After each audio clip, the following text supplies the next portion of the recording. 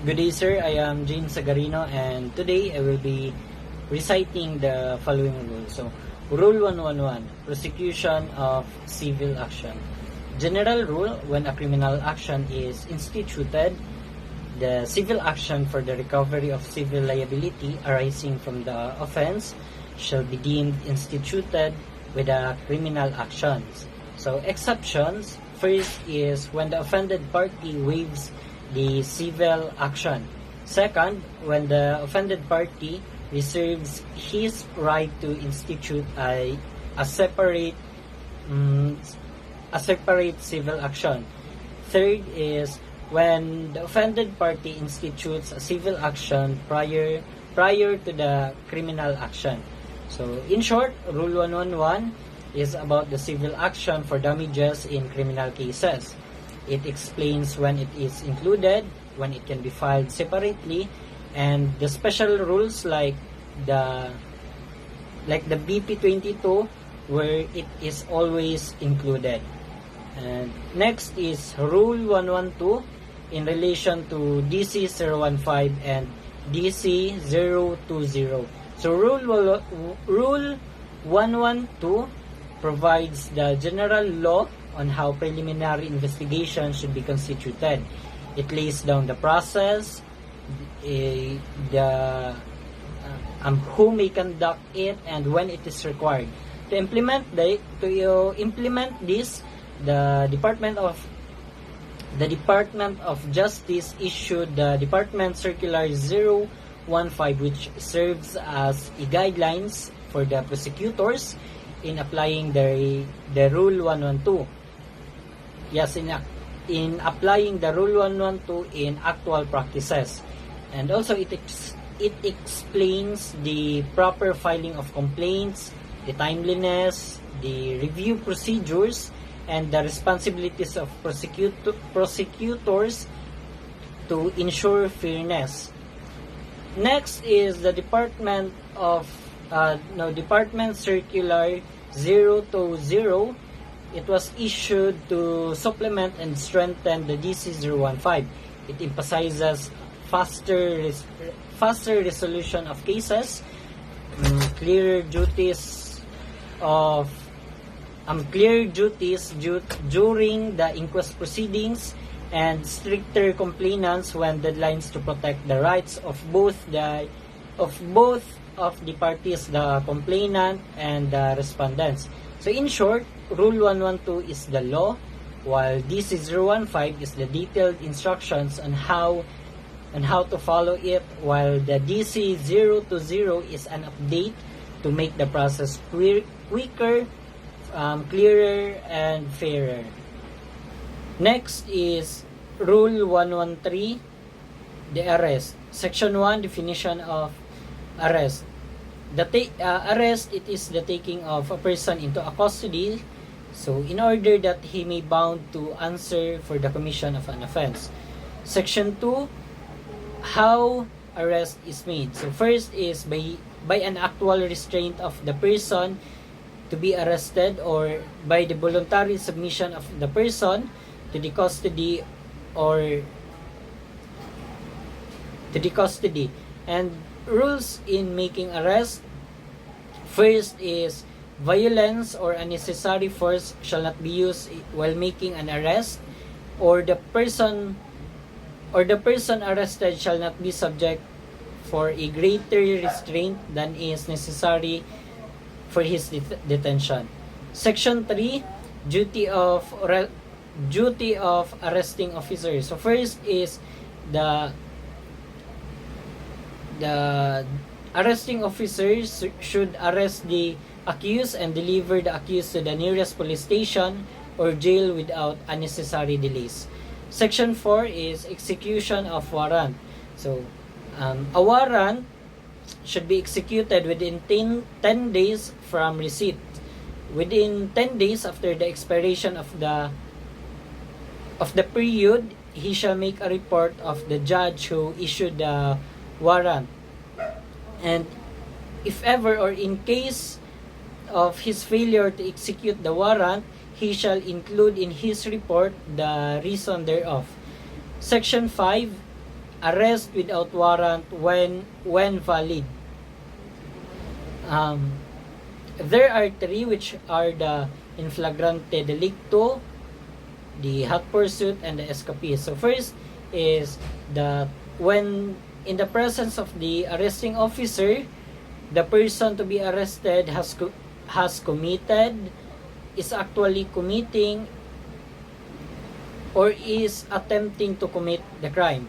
Second is when the offense has just been committed and the arresting officer and when the arresting officer has probable cause to believe, based on his personal knowledge of facts, that the person is or the person to be arrested has committed the crime.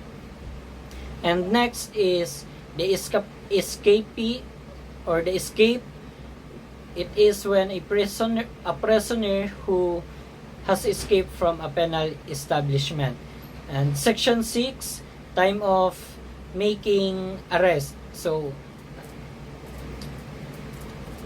an arrest can be made on any day and at any time of the day or night.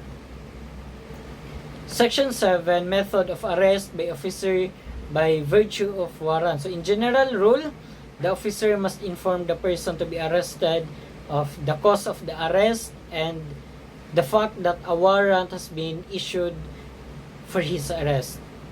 Exceptions. The failure of the arresting officer to inform him is or are excusable when the person to be arrested flees, when the person to be arrested forcibly resists before the officer has opportunity to inform him, and if giving of such information shall imperil the arrest. 3 is the possession by arresting officer of warrant at the time of the arrest. So when the officer need not have the warrant in his possession at the time of the arrest, but after the arrest, if the person arrested requires, the warrant shall be shown to him or her as soon as possible. Section 8, method of arrest by officer without warrant. So general rule, the officer must inform the person to be arrested of his arresting authority and the cause of his arrest. Exceptions is when the person to be arrested flees, the person to be arrested forcibly resists before the officer has opportunity to inform him for the cause of his arrest.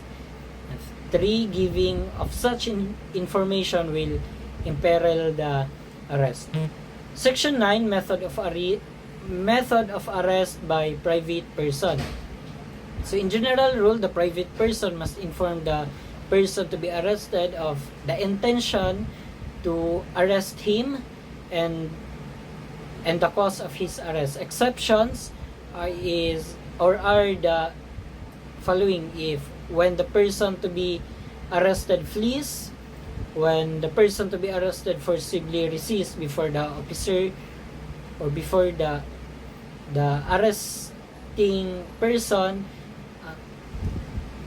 has the opportunity to inform him of the cause of his arrest, and giving of such information will imperil the arrest.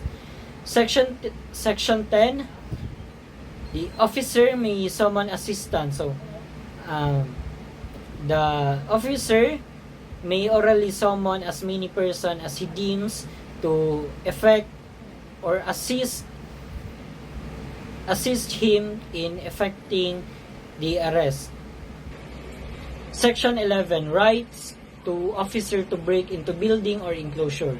So requisites are the following: the person to be arrested or is the person to be arrested is reasonably believed to be inside of the building or an enclosure. Second, the arresting officer has announced his authority and purpose, and the arresting officer is refused admittance. Section 12, right to break out from building or enclosure. Requisites are: an officer has entered the building or enclosure in accordance with Section 11, and it is necessary to liberate himself.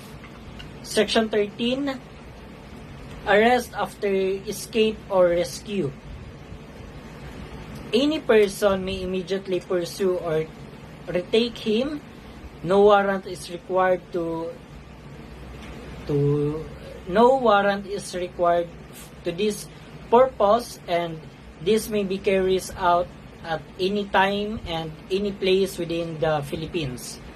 Section 14, the right of attorney or relative to visit a person arrested. So this means that any member of the Philippine Bar may visit the arrested person either at the request of the person arrested or of someone acting in his behalf, and may privately confer with him in jail or any other place of custody at any hour of the day or night. In addition, a relative of a person arrested also has the right to visit, subject of reasonable regulations. Next is Rule 114. Rule 114 is about bail. So bail it is a security or a guarantee given by the accused or a bondsman for temporary release while the case is still ongoing. Its purpose is to ensure that the accused will appear in court if it is necessary. Bail may be in the form of cash, a property, surety, or recognizance, and remains valid until the case is decided or unless if the case is cancelled. It is a matter of right for less serious crimes, but discretionary in certain cases after conviction. Like, it depends on factors like risk of flight or past violations. Bail is not allowed for very serious crimes such as those crimes that are punishable by death, reclusion perpetua, or life imprisonment. So, if the evidence of guilt is strong. So, in short, bail protects the accused's right of liberty while making sure that they will face trial if needed. The last one is the rule 126. So Rule 126 is about the search and seizure. A search warrant is an order from a court or from a judge allowing police to search for a specific item, for a specific place, and take a property that relates to a crime. But it can only be issued if there is a probable cause. And warrants are valid for 10 days, and searches must be done in the presence of witnesses or the occupants with receipts and inventories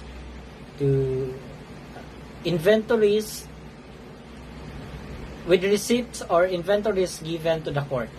A search may also be done without a warrant if it is incidental to a lawful arrest. So in short, Rule 126 ensures the search are legal based on probable cause and done with respect for the people's right. And that's all, sir. Thank you.